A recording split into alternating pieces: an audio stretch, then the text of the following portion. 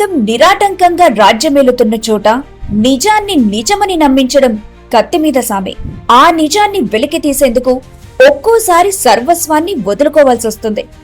సత్తు ఉడికిన ప్రతిసారి జవసత్వాలు కూడగట్టుకొని సత్యాన్వేషణ చేయాల్సొస్తుంది. విరిగిపడిన అలా ఉప్పెనై విరుచుకుపడినట్టు, ఉత్తుంగ తరంగమై అలలు తరంగాలు ఎగిసిపడినట్లు ఆది శ్రీనివాస్ ఓడిన ప్రతిసారి రెట్టింపు బలంతో విజృంభించారు. ఇంత ఉపోద్ఘాతం మరి దేనికో కాదు.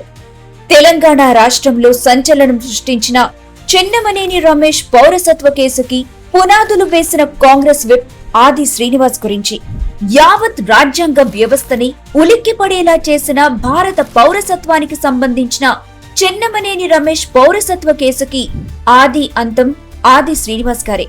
అయితే ఆనాడు అబద్ధాన్ని అబద్ధమని నమ్మించేందుకు ఒక పౌరుడిగా ఒంటరి యుద్ధాన్ని ప్రకటించిన ఆది శ్రీనివాస్ నేడు తెలంగాణ రాష్ట్ర అధికార పార్టీకి విప్ గా వ్యవహరిస్తున్నారు. వేములవాడ అసెంబ్లీ నియోజకవర్గం నుంచి శాసనసభ్యుడిగా ఎన్నికవడం ఆది శ్రీనివాస్ జీవితంలో ఒక విశేషమైతే, చెన్నమనేని రమేష్ ది జర్మన్ పౌరసత్వమే తప్ప అతడు భారతీయ పౌరుడు కాదని గుర్తించిన ప్రపంచానికి చాటి చెప్పడం మాత్రం ఆది శ్రీనివాస్ కే సాధ్యమయ్యింది. ఒక రోజో 2 రోజులో కాదు, సుదీర్ఘ కాలం పాటు ఆది శ్రీనివాస్ చెన్నమనేని రమేష్ పౌరసత్వ కేసుపై పోరాటం సాగించారు. ఓవైపు తన రాజకీయ జీవితంలో అలుపెరుగని పోరాటం చేస్తూ, మరోవైపు సామాజిక బాధ్యతగా చెన్నమనేని భారతీయ పౌరసత్వంపై రాజ్యాంగబద్ధ పోరు సలిపారు. రాజకీయ సమర క్షేత్రంలో నిలిచి 2 చేతులతో యుద్ధం సమర్థవంతంగా చేశారు ఆది శ్రీనివాస్. ఒక సాధారణ పౌరుడిగా మొదలై స్వయం కృషితో అంచెలంచెలుగా ఎదిగి నేడు అసెంబ్లీలో సమున్నత స్థానాన్ని సాధించిన ఆది శ్రీనివాస్ గూడు ఆనాడు వినలేదెవ్వరు. కాని నిజం నిప్పులాంటిదని, దాన్ని కప్పిపెట్టినా ఎప్పుడో ఒకప్పుడు దావానలాన్ని సృష్టించగలిగే శక్తి దానికుంటుందని నిరూపించారు ఆది శ్రీనివాస్. అదే చెన్నమనేని రమేష్ అబద్ధపు పౌరసత్వానికి సంకెళ్లు వేయగలిగింది. ఆది శ్రీనివాస్ కి రాజ్యాంగం పట్ల, భారతీయ సమాజం పట్ల ఉన్న నిజాయితీని, నిబద్ధతను చాటి చెప్పగలిగింది. అధికారం అంగబలం మాత్రమే కాదు, సామాజికంగా, ఆర్థికంగా, కుటుంబపరంగా తనకు తిరుగులేదని భావిస్తూ తను చెప్పిందే వేదం, తను చేసిందే శాసనంగా చెలామణి అవుతున్న ఓ ఎమ్మెల్యే పౌరసత్వాన్నే సవాల్ చేయడం అసాధారణ విషయం. ఒక రకంగా ఆయన చేసిన కృషి ఏటికి ఎదురీదడం లాంటిదే. అన్యాయాన్ని చూస్తూ ఊరుకోవడం కాకుండా సిబిఐ దృష్టికి తీసుకెళ్లడం, తదనుగుణంగా తక్షణమే సిబిఐ స్పందించడం చకచకా జరిగిపోయాయి. దీంతో సుదీర్ఘ పోరాటం అనంతరం ఆది శ్రీనివాస్ కృషికి ఫలితం లభించింది. న్యాయస్థానంలో సత్యం గెలిచింది.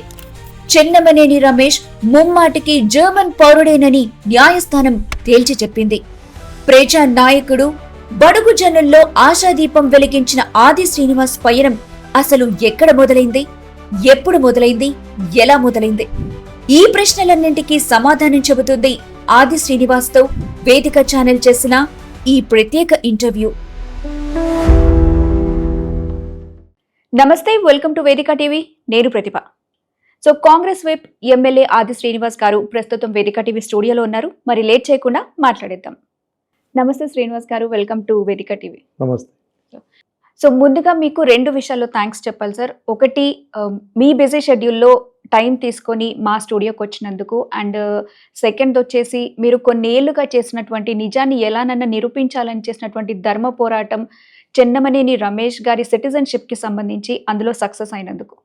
సో సార్, అసలు చెన్నమనేని రమేష్ గారి సిటిజన్షిప్కి సంబంధించినటువంటి ఇష్యూ ఏదైతే ఉందో అది మీకు ఎప్పుడు తెలిసింది, అసలు ఏం జరిగింది? అంటే 2009 ఎన్నికలప్పుడు రమేష్ చెన్నమనేని పోటీ చేసేటప్పుడు భారతదేశ పౌరసత్వం పొంది తెలుగుదేశం పార్టీ టికెట్పై పోటీ చేసిన సందర్భంలో ఒకరిద్దరు చెప్పారు, అతను జర్మన్ సిటిజన్, అతను తప్పుడు పద్ధతిలో భారతదేశ పౌరసత్వం పొందుతున్నాడు, దానిపైన మీరు జాగ్రత్త పడండి అనేటి మాట. ఆ సందర్భంలో నేను అతను రాజేశ్వరరావు ఎక్స్ఎమ్మెల్యే కుమారుడిగా నైతిక విలువలు, రాజకీయ కుటుంబం నుంచి వచ్చినటువంటి వారు అలాంటి పొరపాటు ఎందుకు చేస్తారులే అని చెప్పనేటువంటి ఆలోచిస్తూ వారితో కూడా ఆ మాట అన్న. ఎన్నికలైనవి. ఆ తర్వాత చూస్తే ఒకరిద్దరు చెప్పినటువంటి దాని ప్రకారం చూస్తే సిటిజన్షిప్ యాక్టులో 1955 అనే చట్టం ప్రకారం గతంలో భారతదేశ పౌరుడై ఉండి ఈ దేశ పౌరసత్వం వద్దనుకుని ఇతర దేశాలకు వెళ్ళి ఆ దేశంలో ఆ దేశ పౌరసత్వం పొంది ఉన్నటువంటి వాళ్ళు తిరిగి మన దేశానికి వచ్చి ఇక్కడ తల్లిదండ్రులు చూసుకోవడానికి ఉందాం లేదా ఇతరత్ర కారణం వల్ల మళ్ళీ ఇదే దేశం ఉండాలనుకునేవారు 1 సంవత్సరం కాలం పాటు ఈ దేశంలో ఉన్న తదుపరి దరఖాస్తు పెట్టుకోవడం అర్హుడు అని చట్టం చెబుతుంది.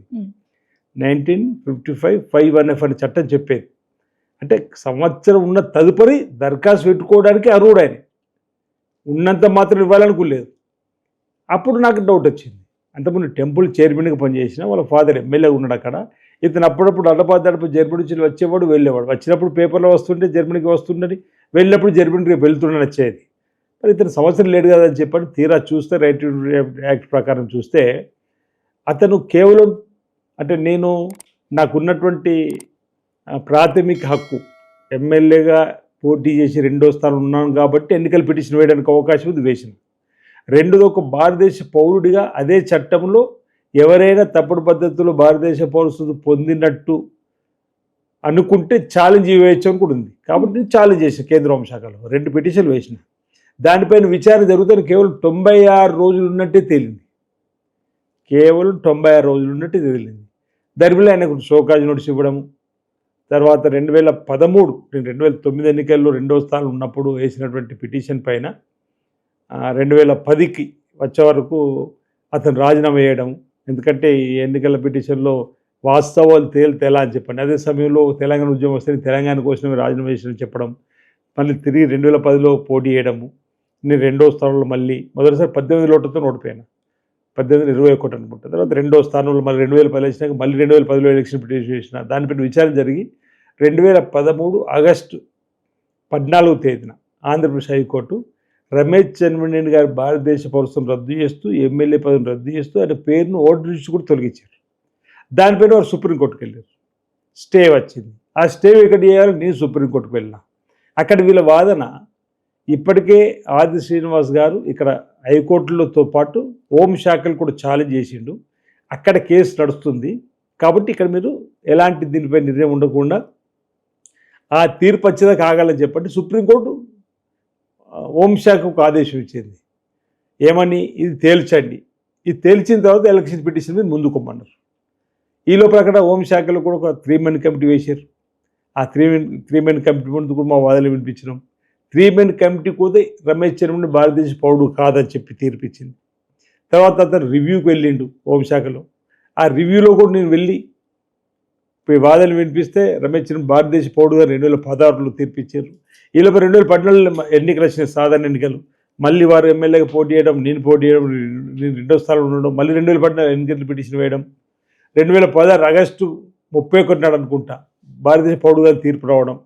వాళ్ళు తీర్పు ఇచ్చేటప్పుడు ఈ ఛాలెంజ్ చేసినటువంటి వ్యక్తిగా నేనున్నటువంటి నా పేరును సంబోధిస్తూ విచారణ జరిగిన తీరును రాస్తూ ఒకవేళ జడ్జిమెంట్ ఇచ్చినుంటే ఆయనకు స్టే దొరకపో, అది స్టే రావడం జరిగింది.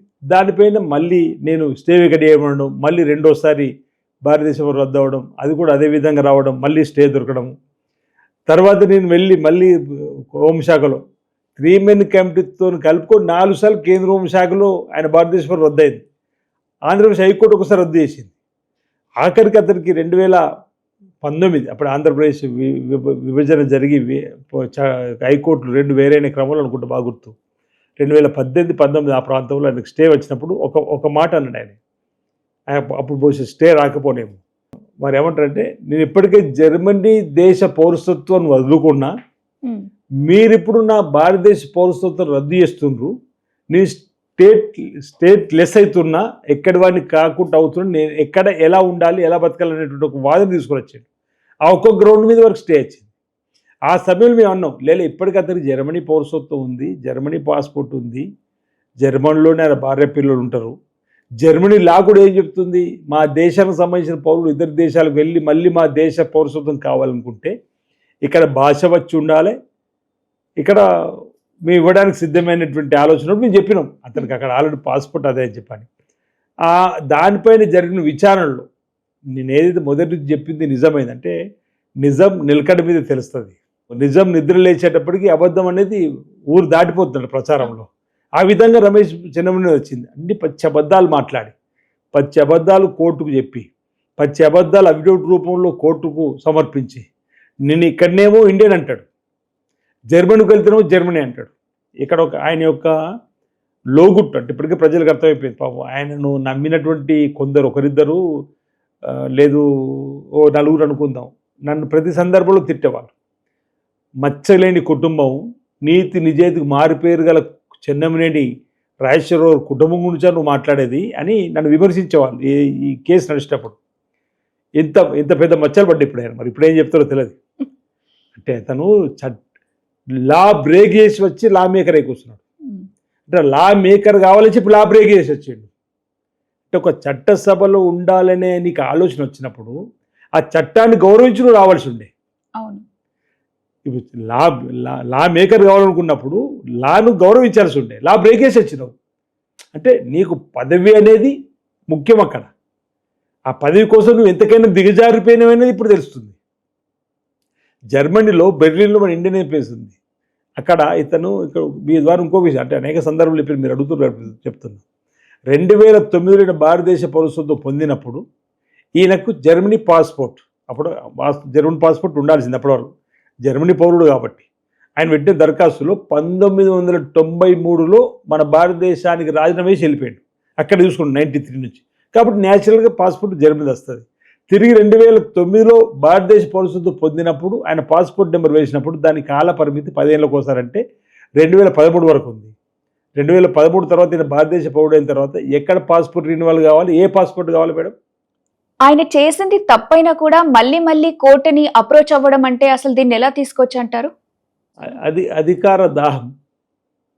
అధికారం అనేది తనకు తన కుటుంబానికి ఉండాలని చెప్పినటువంటి దురహంకారం. అంటే ఇక్కడ బూర్జువా భావాజాలం కనిపిస్తుంది. తప్పు జరిగిన తర్వాత ఎవరైనా పొరపాటు జరిగిందని ఒప్పుకుంటారు. కానీ అలాంటిదని తప్పు ఒప్పుకోకుండా అని స్టేట్లెస్ అవుతున్నా అంటాడు. జర్మనీ పాస్పోర్ట్ రావచ్చు. ఇక్కడ అదే చెప్తున్నా మీకు. 2009లో భారతదేశ పౌరసత్వం పొందినప్పుడు 2013 వరకు జర్మనీ పాస్పోర్ట్ రెన్యువల్ సమయం ఉంది, కాల పరిమితి. 2013లో తిరిగి ఆయన పాస్పోర్ట్ రెన్యువల్ చేసుకోవాలి. ఇక్కడ భారతదేశ పౌరుడైండు కాబట్టి ఆ పాస్పోర్ట్ సరెండర్ చేసి భారతదేశ పౌరసత్వం తీసుకున్నాడు కాబట్టి భారతదేశ పాస్పోర్ట్ తీసుకొని ముందుకు సాగాలి. కానీ 2013లో ఇండియాలోని జర్మన్లోని ఇండియా ఎంబసీ బెర్లిన్లో పాస్పోర్ట్ రెన్యువల్ చేసుకున్నాడు 2013 నుంచి 26 వరకు జర్మనీ దేశస్తుడిగా. ఆయనకు ఓసీఏ కార్డు ఉంది. ఆ ఓసీఏ కార్డును కూడా రెన్యువల్ చేసుకునే క్రమంలో అదే బెర్లిన్లో ఇండియన్ ఎంబసీకి వెళ్ళినప్పుడు ఒక దరఖాస్తు పెట్టుకున్నాడు నమూనా. అది కూడా కోర్టుకు చూపించడం.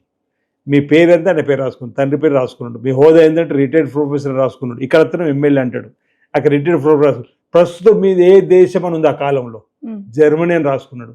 ప్రీవియస్ మీది ఏ దేశం అని ఉంది కాలం, ఇండియా అని రాశాడు. అంటే జర్మనీ దేశాన్ని మోసం చేస్తలేడు, మన దేశాన్ని మోసం చేస్తూ మన దేశంలో పదవులు పొందుతూ ఎమ్మెల్యే పదవి. అంటే నన్ను కోర్టుకు వెళ్తే అనేవాడు పదవి మీద ధ్యాసతో కోర్టుకు పోయినాడు. నేను ధర్మం కోసం పోరాటం చేసినాను, వ్యక్తి కోసం పోతాం కాదని చెప్పిన.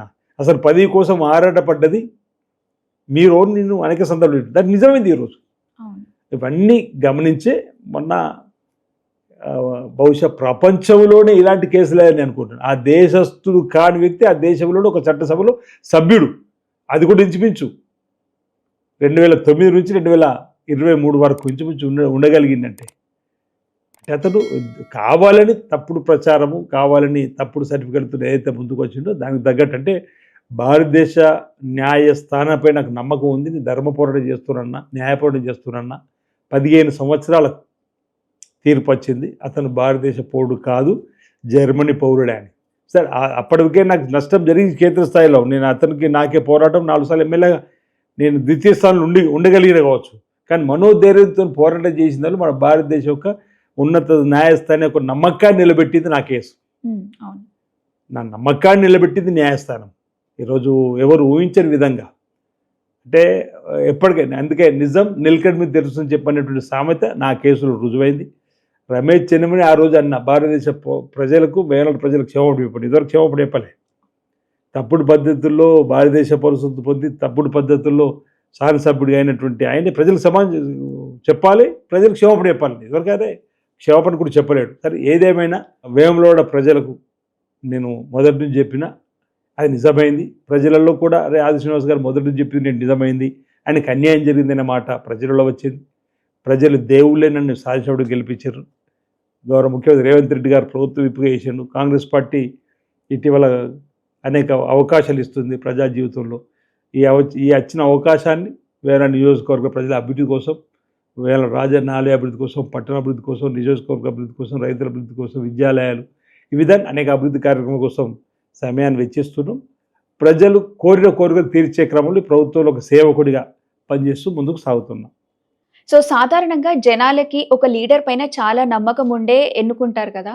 సో ఆయన చేసినటువంటి మిస్టేక్స్, ప్రతి ఒక్కరిని మిస్లీడ్ చేయడం అనేది కూడా ఏదైతే ఆయన చేశారో, సో దానికి ఇప్పటికైనా ఆయన రిగ్రెట్ అవుతున్నాడు అనుకోవచ్చా? ఎక్కడ కనిపిస్తుంది దగ్గర ఎక్కడ కాలే, అసలు అయ్యే అవకాశం జర్మనీకే పరిమితమైండు. మధ్యలో ఒకసారి మర్చిపోయినట్టున్నాడు, మర్చిపోయాను అది కూడా చెప్పాలి. భారతదేశ పౌరుడుగా తీర్పు వచ్చిన తర్వాత ముమ్మడి జర్మనీ పౌరుడు అయిన తర్వాత ఇక్కడికి వచ్చిపోయాడు. ఒకసారి అసెంబ్లీకి వచ్చి ఫోటోలు, వేవలడికి వచ్చి ఫోటోలు, నువ్వు ఇంకా రాజకీయ జీవితము ప్రజలకు సేవ చేయడానికి కోసం ముందుంటా భవిష్యత్తులో అన్నమాట.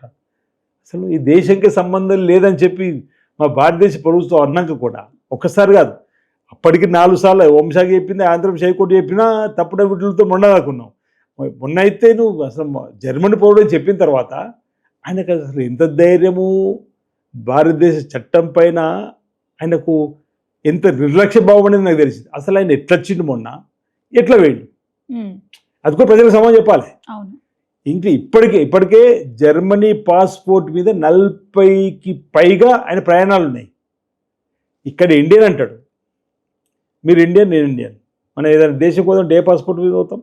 డెఫినెట్లీ మన ఇండియన్ పాస్పోర్ట్. ఆయన మాత్రం జర్మన్ పాస్పోర్ట్ మీద. అది హోంశాఖ ఇచ్చినటువంటి నివేదికలు ఉంది, ఆంధ్రప్రదేశ్ హైకోర్టులో చెప్పింది, ఈరోజు మన తెలంగాణ కోర్టు కూడా. అంటే నేనేమంటున్నా, ప్రజలను మభ్యపెట్టి గెలవడం ముఖ్యం కాదు.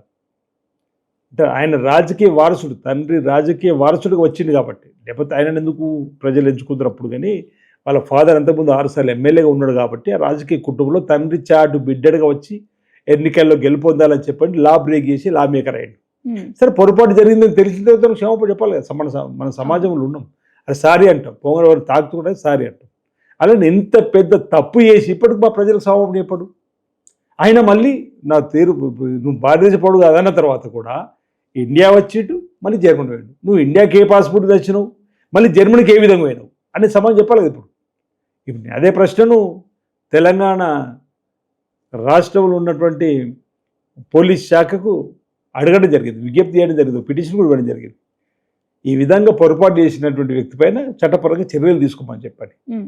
అంటే ఒక వ్యక్తికి మనం ధర్మ పోరాటంలో న్యాయపరులు తప్పని తేలిన తర్వాత చట్టపరంగా కూడా శిక్ష పడాలని చెప్పని కోరుకుంటాం. మరి చట్టం తన పని తను చేసుకుపోయే క్రమంలో ఏం జరుగుతుంది అనేది నేను కూడా వేచి చూస్తున్నా. అంటే ఎలాంటి పనిష్మెంట్ ఉండొచ్చు అని మీరు అనుకుంటున్నారు? ఇప్పుడు చట్టపరంగా అతను పొరపాటు చేసిందని క్లియర్గా అర్థమైంది. ఒక పక్క అయితే అసలు లిటరల్లీ ఒప్పుకుంటలేడు. ఇప్పుడు ఆ అంశమే మాట్లాడతలేడు కదా. తీర్పు పైన అతను నా పొరపాటు జరిగిందని చెప్పాలి, లేదు నాకు అన్యాయం జరిగింది పైకోర్టు పోతుందని చెప్పాలి. ఏది లేదు. తేలు కుట్టిన దొంగలాగా ఉన్నట్టున్నాడు. సామెత ఉంది కదా, తేలు కుట్టిన దొంగలాగా అన్నట్టుగా ఆ విధమైన పరిస్థితిలో ఉన్నాడు. సరే ఆయన వ్యక్తిగతం, నేను వ్యక్తిగత ఆరోపణలు కూడా చేయదలుచుకోలేడు. కానీ ఈరోజు ఓ లా బ్రేక్ చేసి లా మేకర్గా అయ్యి నువ్వు మా దేశస్థుడు కాదని రాష్ట్ర ఉన్నత న్యాయస్థానం చెప్పిన తర్వాతనన్నా ఆనాడు నేను చేసిన పొరపాటుని ఒక మాట ప్రజలకు క్షమాపణ చెప్తే అది కాదు, ఇంకా నేరుగా మళ్ళీ ఇండియాకి వచ్చి మళ్ళీ వెళ్ళిండు. ఏ పాస్పోర్ట్ తెచ్చిందో కూడా చెప్పాలి. ఇప్పుడు నేను అడుగుతున్నా ఈరోజు మీ వేదిక టీవీ ద్వారా కూడా సందర్భం వచ్చిన ప్రతి దగ్గర కూడా చెప్తున్నా, ఎస్ నీకు నిజంగా భారతదేశ పౌరసత్వం ఉండుంటే భారతదేశ పాస్పోర్ట్ ఎందుకు ప్రయాణం చేస్తారంటే సమానం చెప్పలేవు. నువ్వు ఇక్కడ ఇండియన్ అంటున్నావు, జర్మన్ పాస్పోర్ట్ ఎలా ప్రయాణం చేస్తున్నాడో సమానం చెప్పలే. అంటే ఇక్కడ ఇండియన్ చట్టాన్ని మోసం చేసినట్టే కదా, వేరే ప్రజలు మోసం చేసినట్టే కదా. అది నా ప్రధాన ఆరోపణ. అండ్ ఇంకోటి సార్, జనాలకి కామన్గా వచ్చే క్వశ్చన్ ఏంటంటే ఇక్కడ, సో ఎలక్షన్ కమిషన్ వాళ్ళు ఒక వ్యక్తికి ఏదైనా పొజిషన్ ఇస్తున్నారు, వాళ్ళు అప్రోచ్ అయినప్పుడు సో మినిమం బేసిక్ చెకింగ్ అనేది చేయాలంటారు. సో అది వాళ్ళు చెయ్యట్లేదు అనుకోవచ్చా? ఏమంటారు దీనికి? అంటే ఇప్పుడు ఇందులో ప్రాపర్ ఛానల్ వెరిఫై చేయకపోవడం వల్లనే ఆయనకు భారతదేశ పౌరసత్వం వచ్చింది.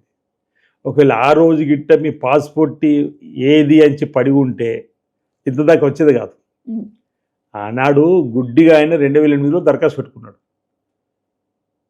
పలానా తేదీ నుంచి పలానా తేదీ వరకు భారతదేశంలో ఉన్న భారతదేశ పౌరసత్వం ఇవ్వండి 1955 ప్రకారం. అప్పుడు అధికారులు ప్రాపర్ ఛానల్లో విచారణ జరిపి ఇప్పుడు మీ పాస్పోర్ట్ ఉన్నటువంటిది ఇవ్వండి అని చెప్పని ఒక మాట అంటే పాప ఆయన తీసుకోకపోయి ఉండేవాడు కాదు. ఆయన ఎవరు అడగలేదు. ఎందుకంటే తండ్రి చాడు బిడ్డడుగా పెద్ద ఫ్యామిలీ, చెన్నమనేని రాజేశ్వరరావు ఫ్యామిలీ, వేముల వాళ్ళు ఎమ్మెల్యే కొడుకు ఆయన దగ్గర భయపడ్డారా ఏం జరిగిందో తెలియదు. అంటే అధికారుల తప్పిదం అనేది కూడా ఇక్కడ కనిపిస్తుంది, అధికారుల పొరపాటు కూడా కనిపిస్తుంది. అతను కూడా ఆ తప్పును కప్పిపుచ్చుకోవడానికి కోసం కోర్టులను కూడా తప్పుదో పట్టించే విధానంలో నేను స్టేట్ లెస్ అవుతుందని చెప్పని అప్డేట్ చేసాను. కానీ జర్మనీ పాస్పోర్ట్ ఉన్నది, ఉన్నది బట్ ఇక్కడ మళ్ళీ జర్మనీ సిటిజన్షిప్ ఉంది. అక్కడ ఇక్కడ ఇండియన్ అంటాడు, జర్మనీ పాస్పోర్ట్ ట్రావెల్ చేస్తాడు. అంటే ఇది ఎట్లా బయటపడుతుంది అనుకున్నట్టున్నాడు. సరే దేవుడు ఉన్నాడు. 15 సంవత్సరాలకు వెనకట నేను మా దగ్గర మా వాళ్ళకి చెప్తా ఉంటా, మహాభారతంలో 13 సంవత్సరాలు వనవాసం, పాండవులే రాజ్యం కానీ బలవంతంగా గుంజుకున్నారు. ఆ రోజు రాముడిదే రాజ్యం కానీ 14 సంవత్సరాల వనవాసం తిరిగి దక్కింది. ఇది కలియుగం 15 ఏళ్ళకు నాకు దక్కింది. ఇప్పుడు వనవాసంలో మా వాళ్ళకి చెప్తా ఉంటా, నిజం నిలకడ తెలుస్తుంది. ఇది మన వనవాసంలో ఉన్నాం, అది కూడా అయిపోతుందన్న. ఈ కలియుగంలో 15 సంవత్సరాలు నాకు అక్కడ ప్రజలు దేవుళ్ళై వారి ఓటు ద్వారా శాసనసభ్యుడిగా గెలవగలిగిన. ఒకవేళ 2009లో ఈయన తప్పుడు పద్ధతుల్లో భారతదేశ పౌరసత్వం పొంది ఉండకుండా ఉండుంటే నేను 2009లో ఎమ్మెల్యే అయ్యేవాడిని. మా ప్రాంతం మరింత అభివృద్ధి చెందేది. తండ్రి చాటు బిడ్డడుగా వచ్చి ఓ బీసీ బిడ్డగా నా రాజకీయ భవిష్యత్తుని అణదొక్కేటువంటి ప్రయత్నం చేసిన దానిలో ఆయన అప్పుడు సఫలీకృతం కాగలిగిండాము. కానీ నేడు ప్రజలు నిజం తెలుసుకొని మళ్ళీ మనవాడు మావాడు మన బిడ్డ అందుబాటులో ఉండే బిడ్డను గెలిపించారు. వాళ్ళు రుణం తీసుకున్న ప్రయత్నంలో వాళ్ళు సేవ చేసే సేవకుడిగా ప్రస్తుతానికి పనిచేస్తూ ప్రజల మధ్యలో ఉంటున్నా. ప్రజలకు ఎక్కడ ఏ ఇబ్బంది వచ్చినా, ఆ ప్రాంతంలో ఎక్కడ ఏ ఇబ్బంది వచ్చినా ఆ ఇబ్బందిని అధిగమించే కార్యక్రమం రాజన్న ఆలయ అభివృద్ధి కానీ, పట్టణ అభివృద్ధి కానీ, నియోజకవర్గ అభివృద్ధి కానీ, శ్రీపాద ప్రాజెక్టుకు సంబంధించినటువంటి రైతులకు సంబంధించినటువంటి ప్రాజెక్టులే కానీ, విద్యకు సంబంధించినటువంటి విద్యాలయాలు తీసుకురావడం కానీ, రోడ్లు బ్రిడ్జులు, ఈ విధంగా సాగునీరు తాగునీరు అన్ని అంశాలు కూడా నా దృష్టికి రాగానే వాటి పరిష్కారం కోసం పనిచేస్తున్నా, ముందుకు వెళ్తున్నా. ప్రజాబాహుళ్యంలో ప్రజలకు సంబంధించిన ఇబ్బందులు అధిగమించే పనిలో ప్రస్తుతానికి నేను నిమగ్నమే ఉన్నా. సో వ్యూయర్స్ చూసారు కదా ఆది శ్రీనివాస్ గారు చెప్పినటువంటి ముచ్చట్లు. మరొక వీడియోలో మరొక గెస్ట్తో కలుద్దాం. అంతవరకు వేదిక టీవీ ఛానల్ని సబ్స్క్రైబ్ చేసుకోవడం మర్చిపోకండి. అలానే ఈ వీడియోని లైక్ చేయండి, కామెంట్ చేయండి, మీకు తెలిసిన వాళ్ళందరికీ షేర్ చేయండి.